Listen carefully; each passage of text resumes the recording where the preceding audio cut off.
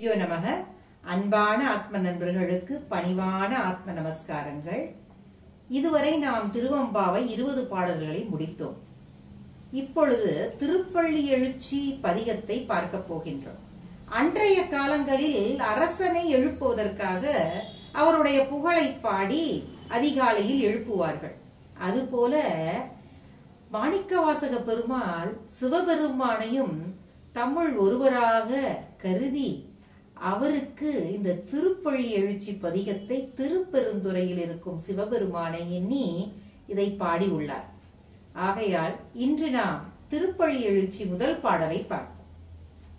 போற்றி என் வாழ்முதல் ஆகிய பொருளே புலர்ந்தது பூங்கழற்கு இணைதுணை மலர் கொண்டு ஏற்றி நின் திருமுகத்து எமக்கரும் மலரும் எழில் நகை கொண்டு நின் திருவடி தொழுவோம் சேற்றிதழ் கமலங்கள் மலரும் தன் வயல் சூழ் திருப்பெருந்துறை உரை சிவபெருமானே ஏற்றுயர் கொடி உடையாய் எனை உடையாய் எம்பெருமான் பள்ளி எழுந்தருளாயே என்று கூறுகின்றார்.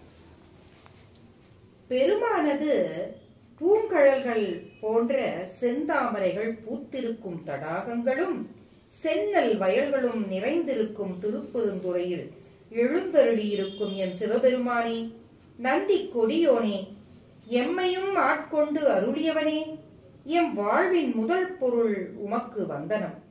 புலர்ந்தது பொழுது எமது வினைகள் யாவும் தீர உமது பொன் திருவடிகளில் மலர் தூவி போற்றி பணிய வந்துள்ளோம்.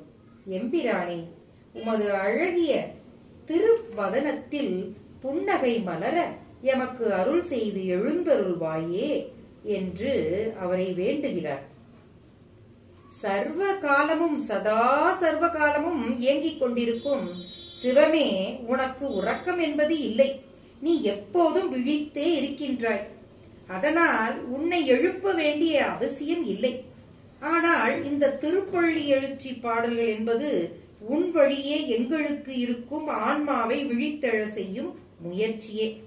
சகல ஜீவன்களுக்கும் தலைவனான உம்மை இந்த அதிகாலையில் போற்றி பணிந்து பாட வந்திருக்கின்றோம். ஆன்மாக்கள் தலைவனே, எமை ஆண்டருளும் ஈசனே, நாங்கள் யார், எங்கிருந்து வந்திருக்கின்றோம், எதற்காக வந்திருக்கின்றோம் என்பதை எல்லாம் அறியாமல் அலைப்பாய்ந்து கொண்டிருக்கும் இந்த ஆன்மாவை விழித்தெழ செய்து உம்மை காட்டி உம் திருவடிகளில் ஏற்றிக்கொள்வாயா. இதுவே இந்த வேளையில் நாங்கள் பிரார்த்தனையாக உன்னிடம் கூறுகின்றோம். நானே சகலமுமாயிருக்கின்றேன், அனைத்துக்கும் அப்பால் இருக்கின்றேன். நானே மலைகள், நதி, நட்சத்திரங்கள், அண்டங்கள், சகலத்தில் பேருயிர், மலர்ச்சி, புன்னகை, சகல படைப்புகளையும் உள்வாங்கும் ஞானமும் சக்தியும் என்பதை ஆன்மா உணர்ந்து கொள்ள இறைவனை உணர்ந்து கொள்ள வேண்டும்.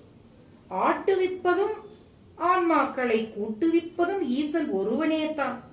அவனை அறிந்து கொண்ட ஆன்மா சாந்தி அடைந்து விடுகிறது. தாயை தேடும் கன்றாக நம் ஆன்மா இருந்தால் அவனை கண்டிப்பாக கண்டுகொள்ளலாம். ஆன்மா எனும் தும்பி ஈசனின் பூங்கழல்களை பற்றி கொண்டால் எல்லா காலங்களிலும் இன்புற்று இருக்க தேனை பருகலாம் என்பது மாணிக்கவாசக பெருமானாரது கருத்து. அதற்கு இந்த மார்கழி மாத விரதம் பெரிதும் உதவும் என்பது அவருடைய கூற்று. ஆகையால் வாருங்கள், நாமும் இந்த மார்கழி மாதத்தில் அவருடைய புகழை பாடி அவர் நாமத்தை கூறி உய்வோமாக. ஓம் நம சிவாய. கிருஷ்ணார்ப்பணம்.